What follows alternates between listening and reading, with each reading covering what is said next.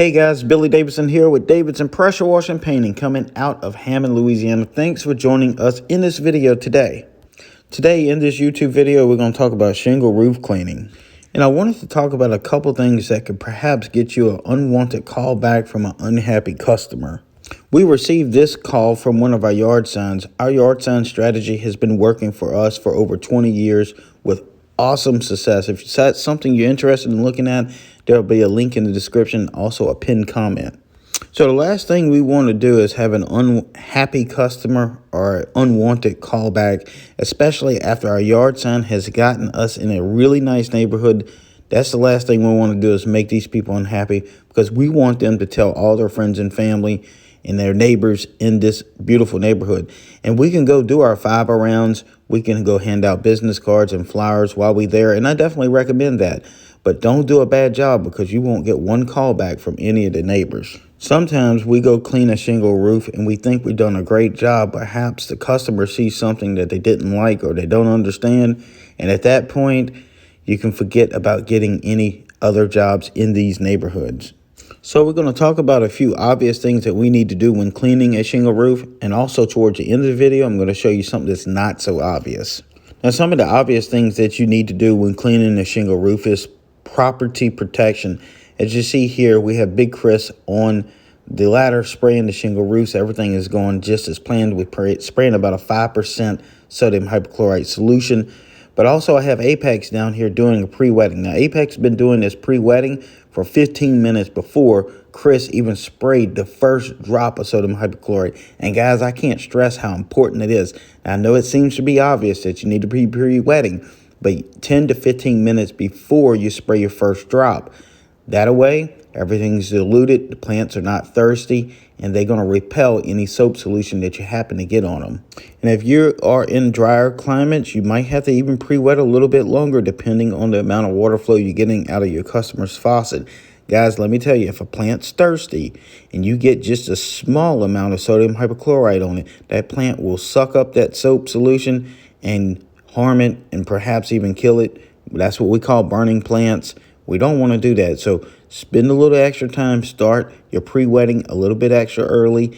That way, that'll be one less thing you have to worry about. And guys, if you want a more detailed list of things to do and not to do when cleaning a shingle roof, please check out our resource page. The link will be in the description. I have a 1-hour training course on how to clean shingle roofs safely. You can go grab that today. Another aspect of pre-wetting that may seem obvious to some people, and please leave a comment in the box below if you've already known this, is you have to protect the siding of the home or building that you are spraying the sodium hypochlorite on the roof. Some of this stuff can drip over the edge. Sometimes the wind catches a little bit of the spray, and we try to mitigate that by pre-wetting the vinyl siding, the brick, the garage doors, the windows, in addition to the plants. So both of those aspects are important. Pre-wet the building and the plants. Now think about this. If you walk away from it and that building dries out, especially if it's a sunny day, and then some of your sodium hypochlorite drips over the edge and gets on a garage door that's already been pre-wet, but then it's dried out behind you and you didn't know it, then you're going to etch the paint on it. And then there you can forget any more jobs in this really nice neighborhood. This customer will call you back and demand that the garage door to be repainted, which could be hundreds and hundreds of dollars. Now, here's something that might be a little bit controversial, but I think it's really important. This goes about your personnel or your helpers that are there on the job with you. I let my guys know all the time, hey, we got a tough day tomorrow. I need you to be focused, because that ground guy is one of the most important team members of our team. He needs to keep his head on a swivel and be attentive at all times, especially when we're spraying at least a 5% sodium hypochlorite or above.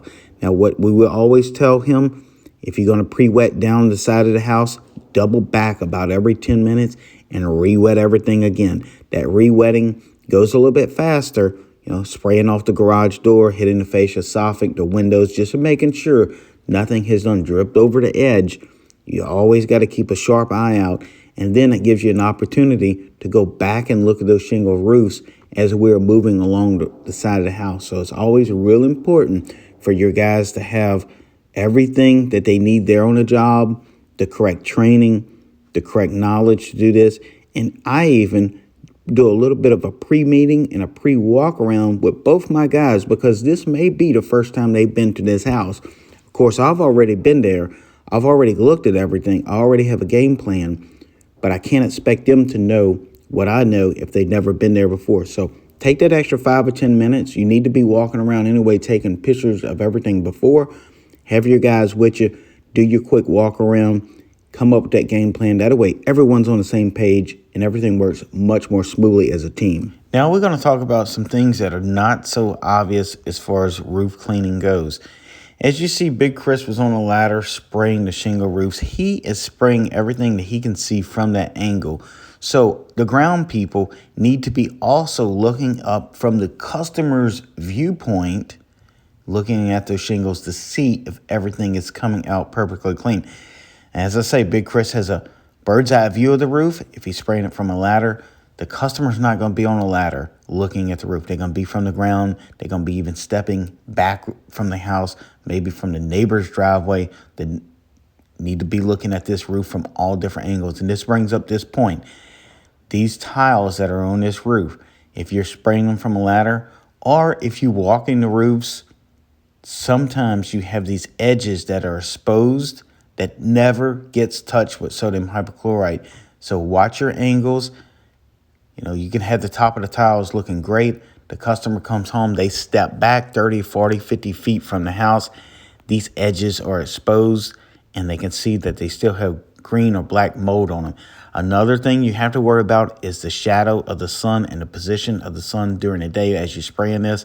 It can cast a shadow on this little bitty edge, and you can never see that you didn't get the sodium hypochlorite in that area.